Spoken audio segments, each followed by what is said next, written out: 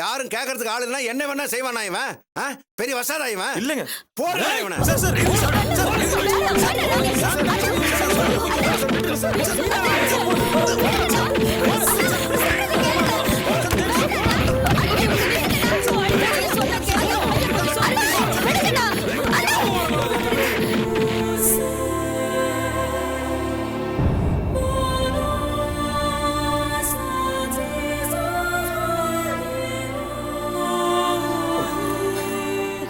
Sir, என் தம்பி செஞ்ச தப்புக்காக நான் உங்க எல்லார்கிட்டயும் மன்னிப்பு கேட்டுக்கிறேன் சார். உங்க தகச்சியை கிண்டல் பண்ணது மிகப்பெரிய தப்பு தான். அவனை மன்னிச்சிருங்க சார். இதுக்கு மேல உங்க தங்கச்சி அவன் எங்க பார்த்தாலும் அவங்க கிட்ட மரியாதையா நடந்துப்பான் சார். தயவு செய்து நீயும் மன்னிச்சிருமா? ஏய், உன் தம்பி நான் சவால் விடுறான சவால். உங்க அண்ணன் என்ன பண்ணுவான்னு கேட்டான அவன். நான் யாருன்னு காட்ட வேணா? ஐயோ இல்ல சார், தப்புதான். அவன் செஞ்சது ரொம்ப ரொம்ப தப்பு தான். அதுக்காக தான் நான் மன்னிப்பு கேட்டுக்கிறேன்னு. இந்த ஒரு தடவை மட்டும் அவனை மன்னிச்சிருங்க சார் ப்ளீஸ். அண்ணா போதும் விட்டுருங்க, வாங்க நான் போலாம். டேய் படவா, கொன்னுடுவேன். மறுபடியும் ஏதாவது வழியில வம்பு பண்ண தொலைச்சிருவேன்டா. உன் பையன் உனக்கு முழுசா வேணும்னா அவனை ஒழுங்கா நடந்துக்க சொல்லு. மீறி ஏதாவது நடந்தது அதுக்கப்புறம் நடக்கிறதுக்கு நாங்க பொறுப்பு இல்ல. சத்தியமா நடக்காதுங்க, அதுக்கு நான் பொறுப்புங்க. ஜாக்கிரதை. வாங்கடா போலாம். ரொம்ப நன்றிங்க.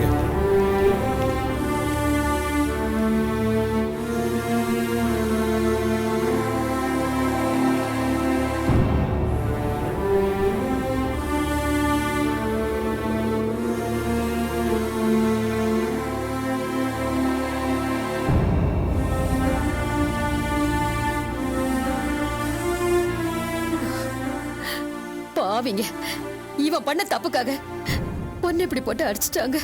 என் கண்ணு ரொம்ப வலிக்குதா? எல்லாம் இவனாலதான். ஏண்டா உன்னால ஒழுங்காவே இருக்க முடியாதா? இப்படித்தான் ஊர்வம்ப விலைக்கு வாங்கி கொடுக்கறதா? ஏண்டா நம்ம வீட்லயும் ஒரு பொண்ணு இருக்குல்ல, இன்னொரு பொண்ணை கிண்டல் பண்றது தப்புன்னு தெரியாதா? ஏதோ செல்வம் இருந்ததுனால உனக்கு விழ வேண்டிய அடியெல்லாம் அவன் வாங்கிக்கிட்டா. நீ மட்டும் தனியா வெளியே எங்கேயாவது மாட்டி இருந்த அவங்களுக்கு இருக்கிற கோபத்துக்கு ஒன்னு தொலைச்சு கட்டியிருப்பாங்க. என்னம்மா நீ அப்படி பேசுற? என் முகத்தை பாருமா. நான் போய் ஒரு பொண்ணை கை பிடிச்சி இழுத்து என்னம்மா நான் அவளுக்கு எவ்வளவு நடந்து போனமா? அப்புறம் ஏண்டா உன்னை இப்படி அடிக்க வந்தாங்க? அது ஒரு பெரிய கதைமா.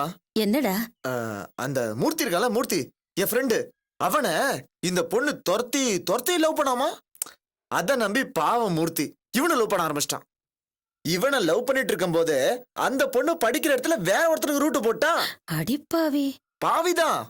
இது எனக்கு தெரிஞ்ச உடனே நேரா அந்த பொண்ணு கிட்ட போய், தங்கச்சி இப்படி எல்லாம் பண்ணலாமா, இது உனக்கே நியாயமா, பாவம் இல்லையா அப்படின்னு கேட்டதுக்கு அவ அப்படியே ஷாக் ஆயிட்டா. அவளோட நடத்தைய பத்தி நான் எங்க மூர்த்தி கிட்ட சொல்லிடுவோன்னு பயத்துல அவ போதும்.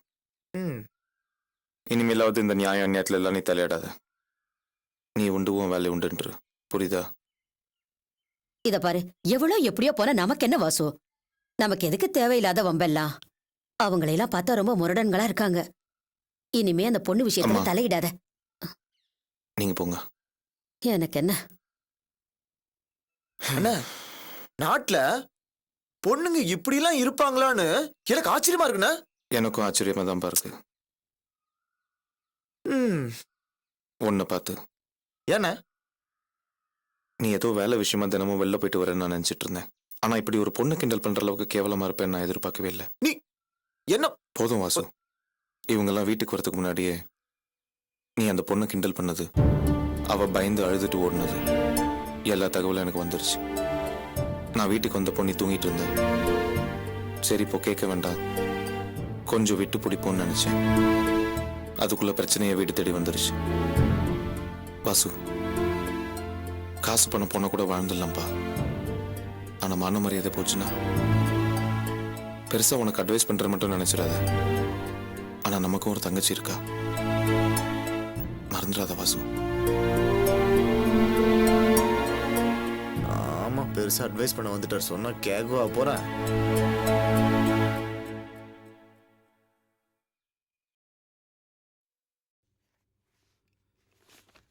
என்னங்க, இந்த மாசம் வீட்டு செலவெல்லாம் எழுதிருக்கேன், சரியா இருக்கான்னு பார்த்து சொல்லுங்க. நீ பார்த்துட்டல்ல, எல்லாம் சரியா தான் இருக்கும். நீங்க ஒரு தடவை பார்த்துட்டா நல்லா இருக்கும்ல. விருசா சலிச்சிடு. என்னப்பா? இந்தாங்க என் சேலரியும் ஜெயந்தி சேலரியும். சரிப்பா.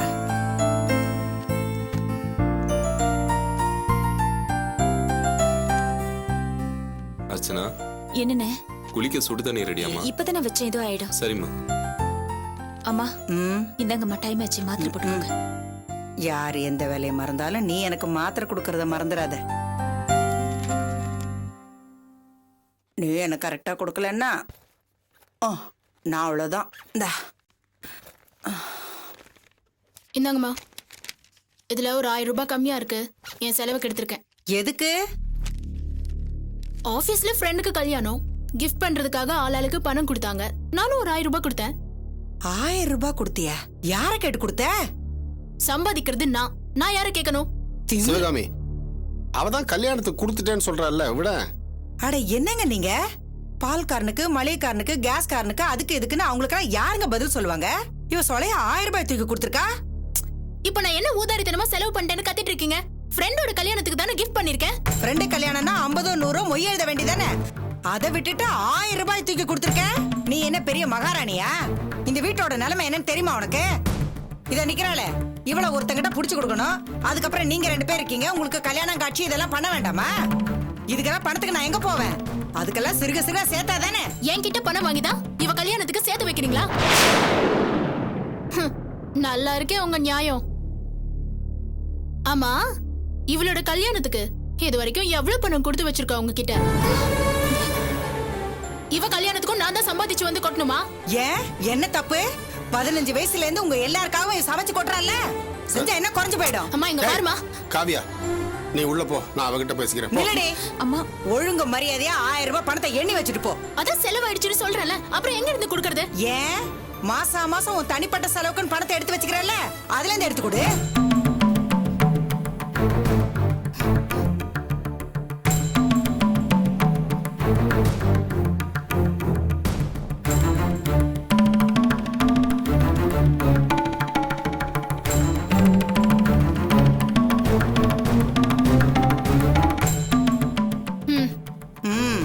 இப்ப மட்டும் எங்க இருந்து வந்தது? முறைச்சிட்டு போறத பாரு. ஏங்க, உங்களுக்கு கொஞ்சமாச்சு யோசனை இருக்கா? நான் வர்ற பணத்தை வச்சு இந்த குடும்பத்தை சிக்கனமா நடத்துறதுக்குள்ள படாத பாடுபடுறேன். நீங்க என்னன்னா அவளுக்கு சப்போர்ட் பண்றீங்க. இந்த வயசுல இவ்வளவு ஊதாரித்தனம் இருக்க கூடாதுன்னு அவளுக்கு புத்திமதி சொல்லுங்க. என்னதான் சம்பாதிச்சாலும் 1000 ரூபாய் மொய் எழுதணுமா? எவ்வளவு தைரியம் இருந்தா பணத்தை கொடுத்துட்டு வந்துட்டா. திமிர் பிடிச்சு கழுத. சரி சிவகாமி, விட. ஏதோ தப்பு பண்ணிட்டா, நீ எடுத்து சொன்னா புரிஞ்சுக்க போறா.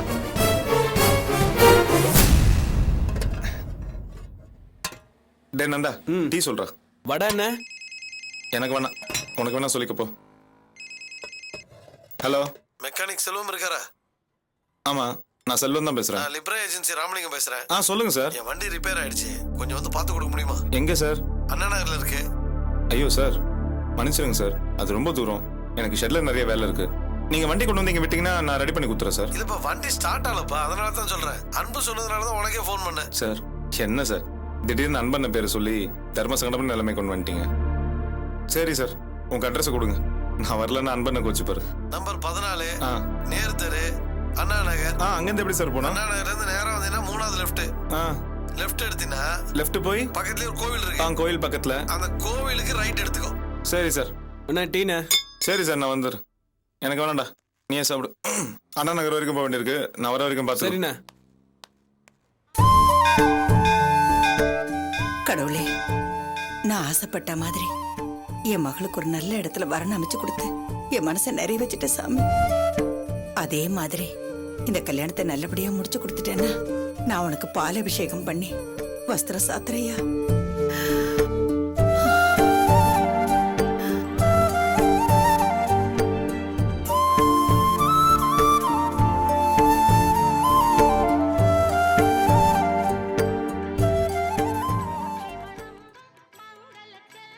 இதே சன்னிதானத்துல வச்சு சொன்னேன், உங்க பொண்ணுக்கு சீக்கிரத்திலே கல்யாணம் ஆயிடும்னு.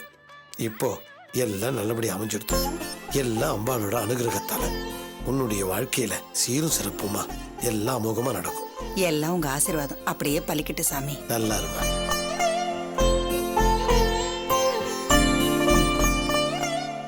வாங்கிக்க.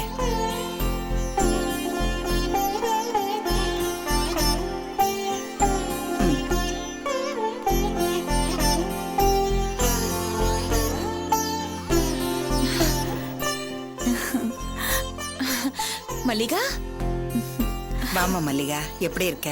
நல்லா இருக்கேம்மா. நீங்க சௌக்கியமா? கல்யாண வேலையெல்லாம் எப்படி இருக்கு? புடவைலாம் எடுத்தாச்சா? எல்லாம் நடந்துட்டு இருக்குமா. என்னம்மா உங்க முகத்துல இருக்க சந்தோஷத்தை பார்த்தா ஏதோ விசேஷம் போல இருக்கு. ஆமாம்மா, அர்ச்சனாக்கு நல்ல வரன் அமைஞ்சிருக்கு. வர வெள்ளிக்கிழமை நிச்சயதார்த்தம் வச்சிருக்கோம். அடி சக்க, மாப்பிள்ளை யாரு? மாப்பிள்ள அசல் இல்ல, சொந்தம்தான். நம்ம அர்ச்சனாவோட அண்ணி ஜெயந்தி இருக்கால, அவளோட அண்ணன் தான். சொந்தத்திலேயே மாப்பிள்ளைய வச்சுக்கிட்டு இத்தனை நாளா எங்கெங்கயோ அலைஞ்சிருக்கீங்க. எல்லாத்துக்கும் நேரங்காலம் கூடி வரணும் இல்லையாம்மா? மாப்பிள்ளை எங்க வேலை பாக்குறாருமா? மாப்பிள்ள துபாயில ஏதோ என்னம்மா அது இன்ஜினியர்மா. அந்த வேலை பாக்குறாரு. மாசம் 1 லட்சம் 2 லட்சம் சம்பாதிக்கிறாரு. நான் அன்னைக்கே சொன்னேன்ல, வர சம்பந்தம்லாம் தட்டி போறது ஒரு நல்ல வரனுக்காக தான். அதே மாதிரி இப்போ ஒரு நல்ல வரன் அமைஞ்சிருக்கு பாருங்க. எல்லாம் உன் வாய் முகூர்த்தம்மா. கோயில்ல வச்சு கூப்பிடுறேன்னு தப்பா எடுத்துக்காத. நீ நிச்சயமா நிச்சயதார்த்தத்துக்கு வந்துடணும். நீ தான் வந்து அர்ச்சனா அலங்காரம்லாம் பண்ணி விடணும், புரியுதா? ஏம்மா, இது நீங்க எனக்கு சொல்லணுமா? நான் தான் வந்து அர்ச்சனாக்கு அலங்காரம் பண்ண போறேன். சரி, நாங்க போயிட்டு வரோம்மா. போயிட்டு வாங்கம்மா. போயிட்டு வரேன். போயிட்டு வா.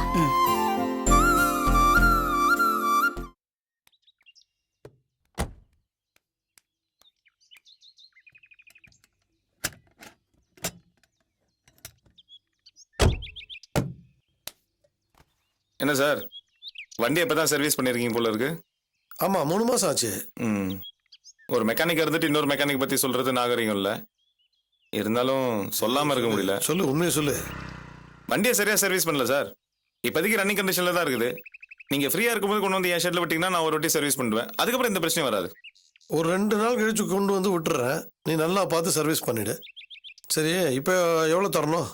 என்ன சார், நீங்களே கொடுங்க. ஒரு 150 ரூபா கொடுங்க. 150 ரூபா.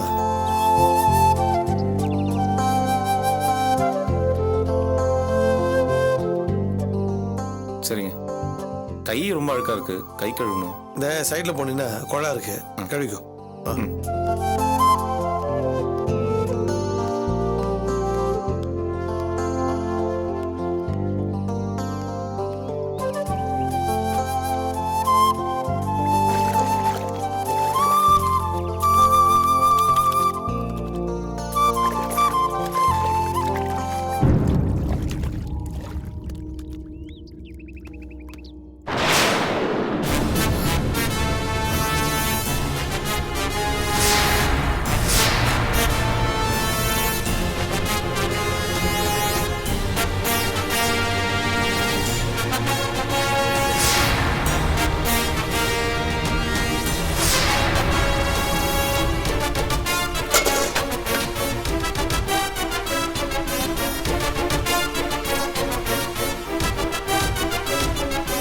ராணி, கொஞ்சம் தண்ணி கொடுமா.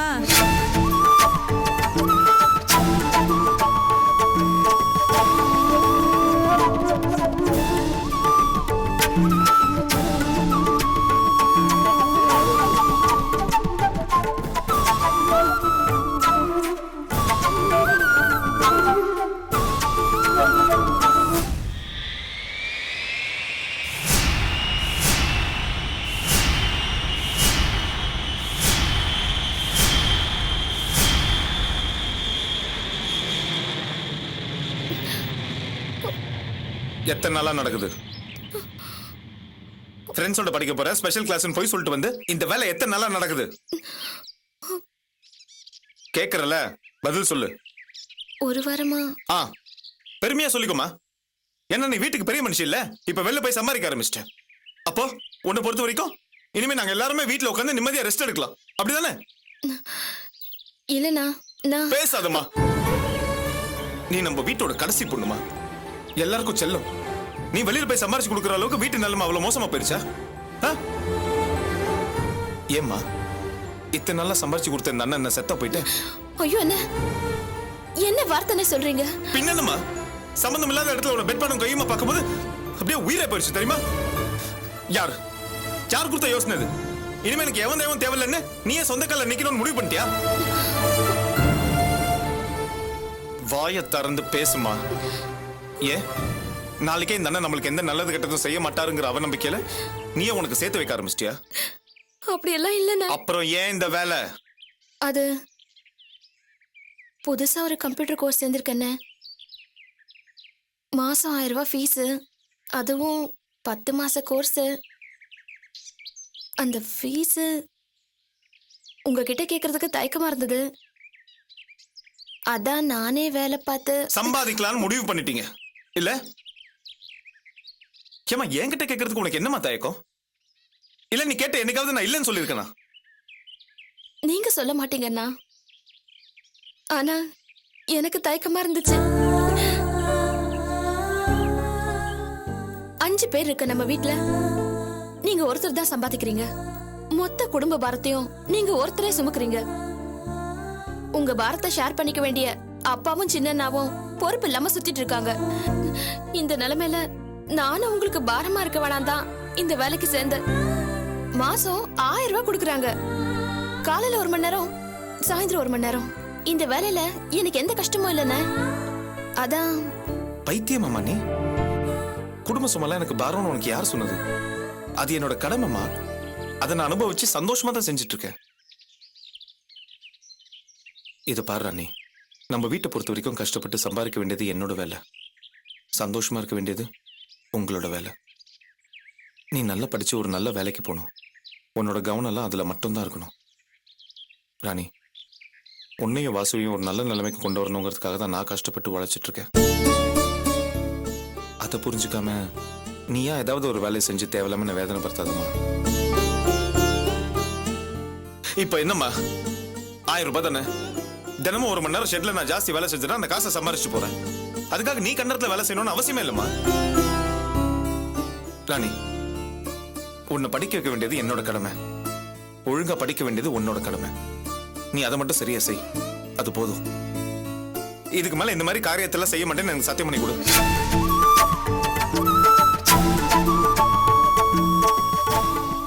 ஏம்மா, உனக்கு அண்ணன் மேல இன்னும் நம்பிக்கை வரலையா?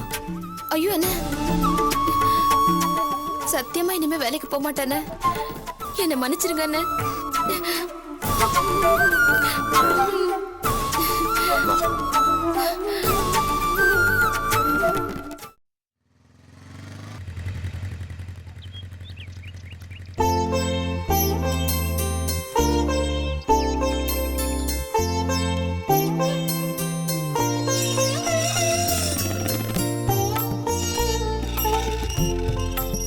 என்னம்மா ஜெயந்தி, முடிஞ்சதா?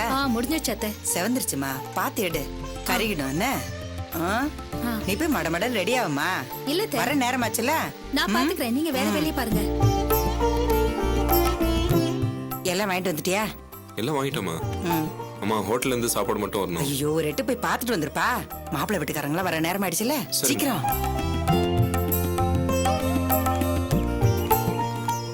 வா மல்லிகா. எப்படி இருக்கீங்க? நல்லா இருக்குமா, நீ போ, நான் வந்துடுறேன். வா மல்லிகா, எப்படி இருக்க? நல்லா இருக்கேன், நீங்க எப்படி இருக்கீங்க? என்ன மல்லிகா இவ்வளவு லேட்டா வர? சீக்கிரம் வா, அவளுக்கு அலங்காரம் பண்ணணும்ல. போ போ.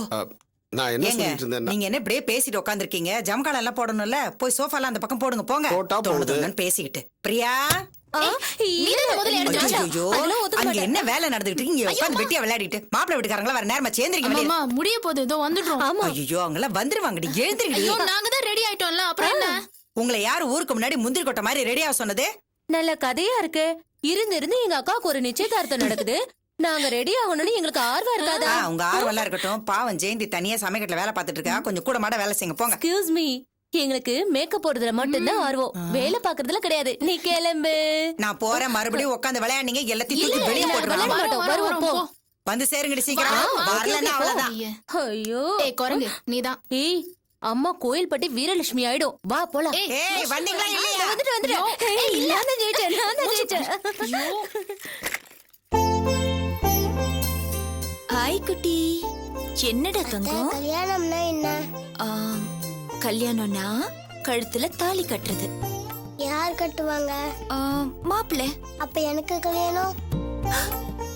என்னடா செல்லம், கல்யாணமா உனக்கா? ஆமா.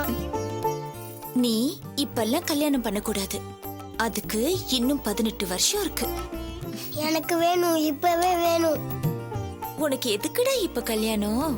நானும் இதே மாதிரி நகையெல்லாம் போட்டுக்கணும். இந்த மாதிரி நகை இங்க போட்டுக்கணுமா? ஆமா. சரி, அத்தை போட்டு விடுறேன்.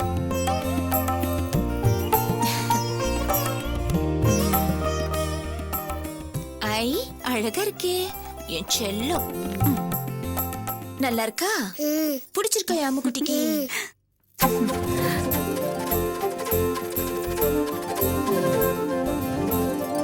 இந்த ஷோ, போட்ட மேக்கப்லாம் வேஸ்டா போச்சுடி. மறுபடியும் போய் டச் அப் பண்ணணும். இந்த துபாய் மாப்பிள்ள வந்தாலும் வந்தா அம்மாவை கையில பிடிக்க முடியலையே. எல்லாம் அந்த அர்ச்சனாவுக்கு வந்த வாழ்வுதான். என்ன பண்றது? வா. காஃபி டம்ளர் எல்லாம் ரெடி பண்ணி வச்சிட்டீங்களா? இத பாருங்க, இதெல்லாம் எங்க வேலை கிடையாது. நீங்களே போய் பண்ணிக்கங்க. அத்தை, பீரோல புது டம்ளர் எல்லாம் இருக்குன்னு சொன்னாங்க. அது எங்க இருக்குன்னு கொஞ்சம் பாருங்களேன். எங்களால அதெல்லாம் பண்ண முடியாது, போங்க. ப்ளீஸ் பிரியா, ப்ளீஸ், எனக்காக இன்னைக்கு மட்டும் ப்ளீஸ். சரி. பாத்தியாடி, இத்தனை நாள் எங்க போச்சு இந்த ப்ளீஸ்லான்னு தெரியல. வா.